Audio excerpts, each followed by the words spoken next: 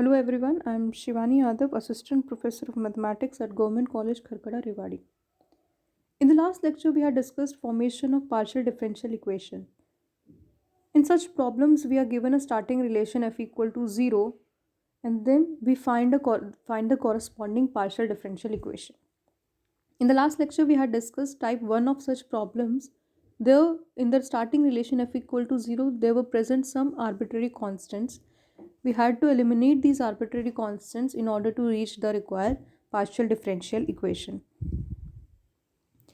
To eliminate these constants, we use partial derivatives. So, if we call the given relation as f equal to 0, we wrote more equations such as del by f by del by x equal to 0 and del by f by del by y equal to 0, and sometimes we also found the second order and third order, that is higher order derivatives, in order to eliminate these constants.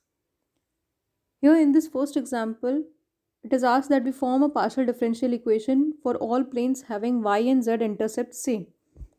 So the only difference between this question and the previously discussed questions is that here the relation f equal to 0 is not directly given. A statement related to this equation is given and we need to write that equation ourselves. So here the partial differential equations for all planes having y and z intercepts same is asked. So the intercept form of equation of plane is x by a plus y by b plus z by c equal to 1. So if y and z intercepts are same, here a, b, c are the x, y, z intercepts respectively. So if y and z intercepts are same, we only need to put b equal to c or c equal to b, and we get the required relation f equal to 0. And now it has two constants and there are two independent variables only, x and y. So since these two numbers are equal, we can expect a first order partial differential equation which is also unique. So firstly we write f equal to 0, then del by f by del by x equal to 0, del by f by del by y equal to 0, and eliminate a and b using these three equations. We reach at q equal to minus 1, which is the required partial differential equation, which would also be unique. In the next question, partial differential equation corresponding to this given relation is asked. Here also there are two independent variables x and y and two arbitrary constants a and b. Solving the three equations, first, second and third equations, as f equal to 0, del by f by del by x equal to 0, del by f by del by y equal to 0, will reach p cube plus q cube equals to 27z, again a first order partial differential equation. So this was type 1 of such problems. In type 2 of these problems, we instead of arbitrary constants, some arbitrary functions are present in the question. So we now need to eliminate these arbitrary functions. For example, if you see in this question, z equals to xy plus f at x square plus y square is given. So there are no arbitrary constants present, but an arbitrary function is present in this question. So we need to eliminate this function in order to get the required partial differential equation. So since small f is already being used in this question, we will represent the starting relation as capital F equal to by capital F equal to 0. So we get z minus xy minus f at x square plus y square equal to 0. This is our starting relation.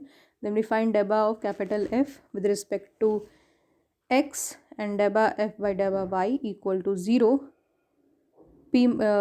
By second equation we get p minus y minus f dash at x square plus y square into 2x equal to 0. While differentiating f at x square plus y square with respect to x, we use chain rule. So firstly we are differentiating f, therefore we get f dash, and then we differentiate x square plus y square and get 2x.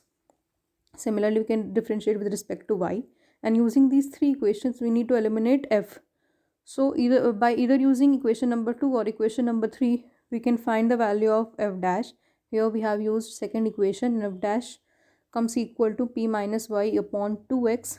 We substitute this value in equation number 3 and we get y square minus x square equals to py minus qx. This equation is free from any arbitrary function and is actually the required partial differential equation of first order. So in the starting relation there was one arbitrary function and in the resultant partial differential equations, we have partial differential equation, we have order 1. So this kind of pattern we can expect in such questions. If there are n arbitrary functions in the given relation, then we can expect a partial differential equation of order n. So in the next question, if you see, z is equals to f at x plus ay plus g at x minus ay. So there are two arbitrary functions f and g. Hence, a partial differential equation of order 2 is expected. So firstly, we write f equal to 0 relation. Then we find del by f by del x equal to 0 and del by f by del y equal to 0. Arbitrary functions are still present. If we use these equations to find f to eliminate f and g, we won't be able to do it, at least not easily. So also we know that a partial differential equation of order 2 is expected. So we differentiate equation number 3 again with respect to y and get t equals to a square f dash dash plus a square g dash dash, which will be equal to a square r. Here r is the second order derivative of f with respect to x. So this is the required partial differential equation, which is of order 2, since there were two arbitrary functions to start with. Okay, so in the next question, it is asked that we find the minimum order of partial differential equation corresponding to z equals to f of x minus 2y plus g of log of x minus 2y plus h at 2x minus y. So when we first look at this problem, there are three arbitrary functions in front of us, and the first answer that we can give to such a question, such a problem, is that a partial differential equation of order 3 is expected. But when we carefully look at this question, the first two terms, f of x minus 2y, and the second term, g of log of x minus 2y. First of all, look at the second term, g of log of x minus 2y. This g of log can be considered as one function only, say psi. So now we have f at x minus 2y plus psi at x minus 2y plus h at 2x minus y. Now these first two functions are again function of x minus 2y only. So this f plus psi can be written as one function, say phi. So now we have phi of x minus 2y plus h of 2x minus y. So the problem which we started with had three arbitrary functions, which we have now converted or transformed into a problem of only two arbitrary functions. So now we can say that a minimum order of 2 is expected for the corresponding partial differential equation.